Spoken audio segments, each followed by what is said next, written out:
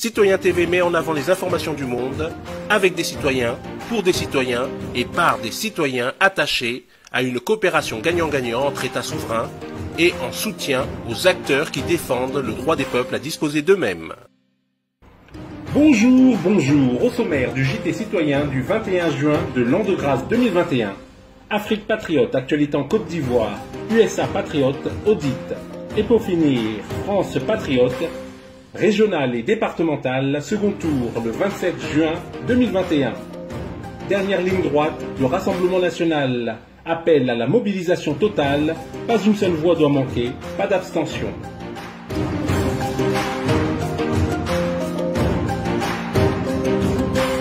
Commençons tout de suite avec l'Afrique Patriote. Actualité en Côte d'Ivoire. Nous sommes très contents. Le président est là. Le président.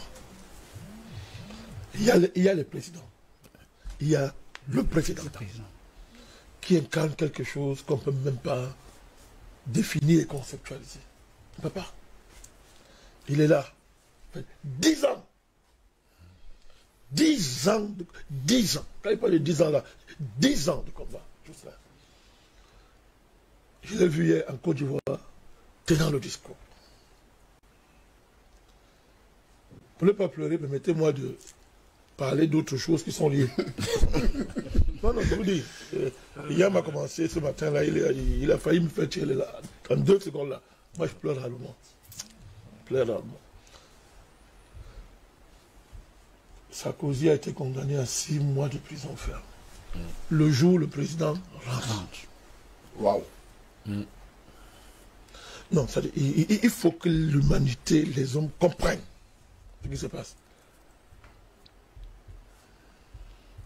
Ce voyou, ce criminel, il a été condamné à 6 mois de prison.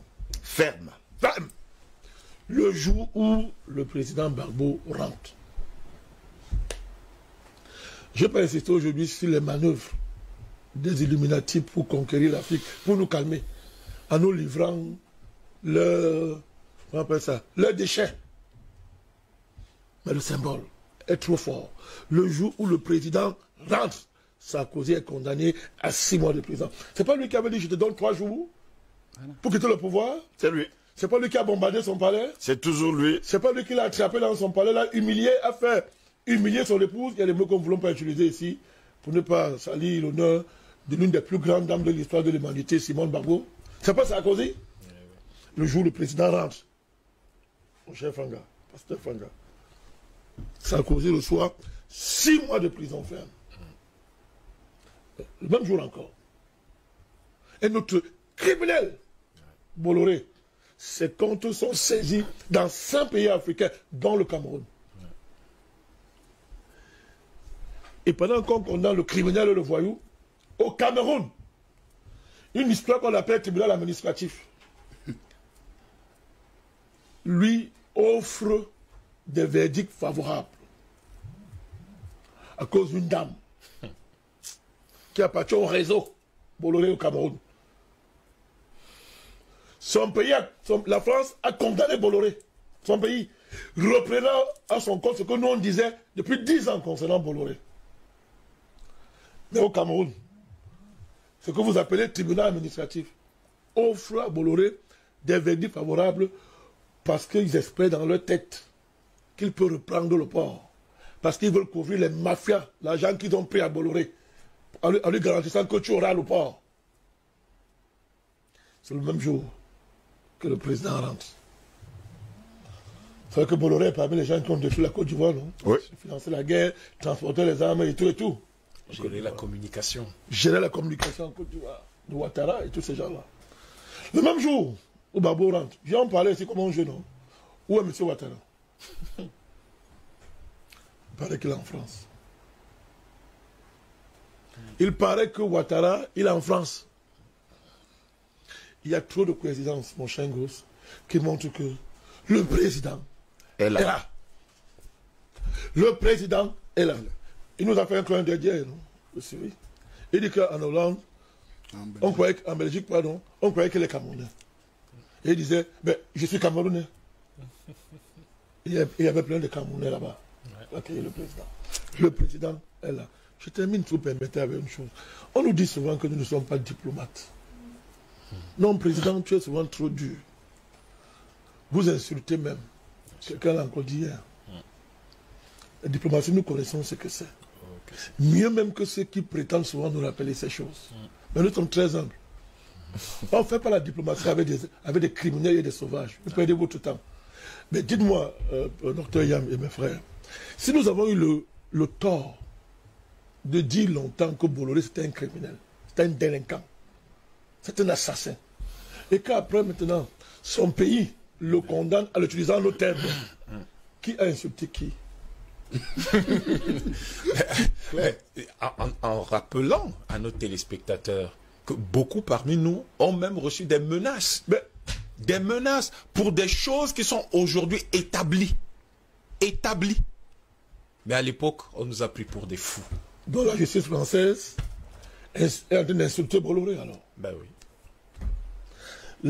Là maintenant, ces comptes viennent d'être saisis dans 5 pays, dont le Cameroun. Eux aussi l'insultent. Ben oui. Quand je dis que Bolloré c'est un assassin, il n'a pas tué les gens à Ezeka, il n'y a pas un rapport d'enquête de l'État du Cameroun qui a conclu sur sa responsabilité directe de Kamlaï. Et dans les enquêtes, les coups de fil sont partis de Paris. Quand le chauffeur a dit, le train là, on ne peut pas circuler avec ça, je ne peux pas le conduire. On a dit, c'est pas à Paris, et à Paris que le patron d'abord. C'est pas M. Bolloré. Monsieur Gauss, on dit qu'on n'est pas diplomate. Alors, maintenant, Sarkozy, on l'a condamné pourquoi? Pour sa beauté. On l'a condamné pour sa beauté. Son aura politique. Pour les bonnes œuvres qu'il a fait. Et il y a encore d'autres procès. Ben oui.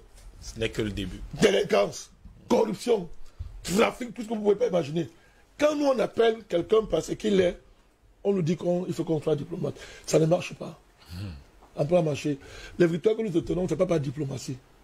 Le président Gbagbo avait dit, quand il avait demandé qu'il faut venir, on compte les voix. Venez, on recompte les voix. Il a dit non, je vais obtenir le départ des forces onusiennes par diplomatie. Vous vous rappelez? Il a dit ça dans une interview, une première interview qu'il faisait après sa victoire. Bien sûr. Mais le président Gbagbo, vous savez, il est très bon. La diplomatie l'a conduit à la Cour pénale. Le président a dit je vais obtenir le départ par voie diplomatique. Parce que le président a toujours cru. Là, mon cher Gauss. Que le Dieu soit loué.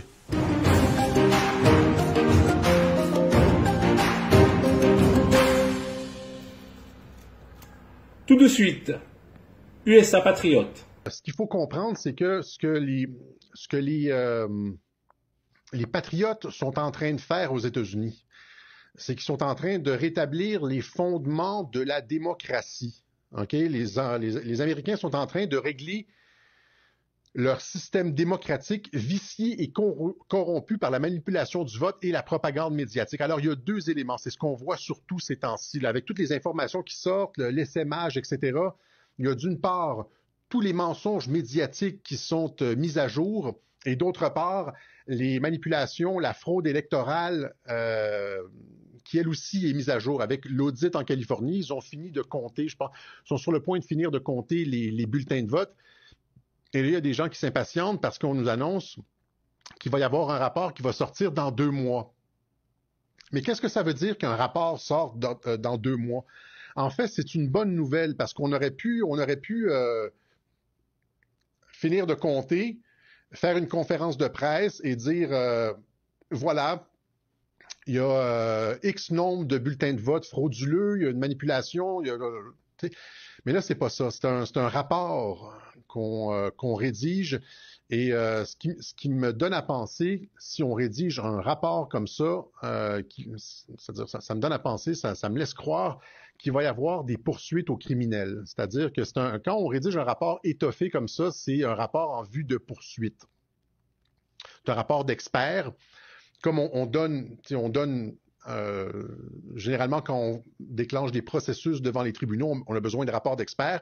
Ça prend du temps, comme avec la Fondation, des fois les gens chialent parce que ça prend du temps pour les rapports, etc. Ça a pris 1 an et tout ça. C'est la même chose. Là, il y a un délai de 2 mois parce qu'ils sont en train de rédiger un rapport d'experts qui va pouvoir tenir devant les tribunaux. Mais c'est une bonne nouvelle et j'ai entendu le colonel Waldron à plusieurs antennes. Si vous devrez le chercher, Waldron, W-A-L-D-R-O-N. J'avais montré un clip de lui après l'élection qui disait, c'est un expert en cybersécurité qui disait que il avait vu les data packets qui étaient partis outre-Atlantique. Les informations du vote, le soir du vote, qui avaient traversé l'Atlantique, donc que les machines étaient connectées à Internet, etc., puis qu'il y avait eu une cyberattaque, effectivement, sur les États-Unis. Lui dit qu'à l'époque, il y a quelques mois, il disait que le vote en Arizona avait été truqué par 10%. Et là, il y a 2 jours, il vient de répéter, il dit, avec ce que j'ai vu présentement là, en Arizona, avec le décompte et tout ça, il maintient sa prédiction que le vote est décalé, a été tronqué, a été volé par 10%. Donc, Joe Biden qui a gagné l'Arizona par 0,1, c'est 10 000 voix. Et donc, ça va être des centaines de milliers de voix frauduleuses. Et donc, Trump aurait gagné l'Arizona par 10%. OK? C'est ce qu'il dit. Donc, ça va être. Ce que je veux dire, c'est que ça va être massif. C'est ce qu'il le répète. Donc, il met sa crédibilité en jeu. Je passe l'information. Mais ce que je voulais dire, c'est ça finalement, c'est que donc il y a cet audit d'Arizona. Oui, il y a un délai, mais c'est probablement une bonne chose. Ils sont en train d'aller au fond de la question de la fraude électorale et aussi simultanément d'attaquer les mensonges médiatiques. Et là,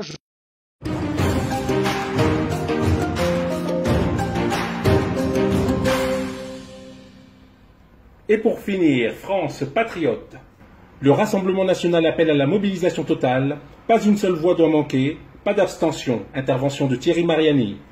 Ce soir, les électeurs se sont exprimés en Provence-Alpes-Côte d'Azur et nous ont placés en tête de ce scrutin au premier tour.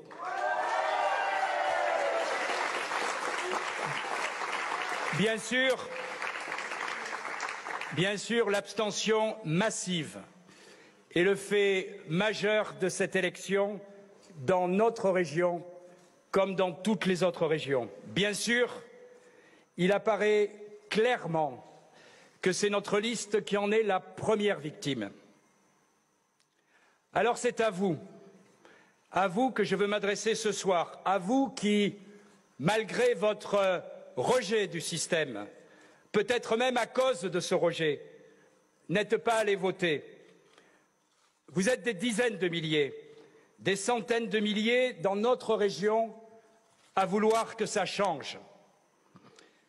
Mais le changement, c'est aussi et avant tout votre responsabilité. Si à nouveau vous n'allez pas voter dimanche, alors nous continuerons avec les mêmes. Alors c'est le candidat du pouvoir, le candidat d'Emmanuel Macron qui sera élu. Est-ce que c'est vraiment ce que vous voulez? Est-ce que vous voulez que notre région soit la seule, je dis bien la seule région de France à offrir une victoire à Emmanuel Macron? Si à nouveau vous n'allez pas voter dimanche, alors rien ne changera dans notre région. Rien ne changera dans vos vies. Les violences continueront dans nos trains, vous continuerez d'avoir peur pour vos enfants et petits-enfants lorsqu'ils vont au lycée. Nos entreprises, nos commerces, nos exploitations agricoles continueront à fermer les unes après les autres. Notre région sera toujours plus endettée, plus mal gérée. Et bien sûr, à la fin, vous le savez, c'est vous qui paierez. Tout ça n'est pas une fatalité. Ce n'est pas une fatalité. Maintenant, c'est à vous de décider. Si vous n'allez pas voter dimanche, en donnant la victoire au candidat d'Emmanuel Macron, tout continuera comme avant. Si vous vous réveillez, si vous allez voter, alors un vrai changement est possible. Dimanche prochain, tout ne dépend que de vous. Ne laissez personne décider à votre place. Merci.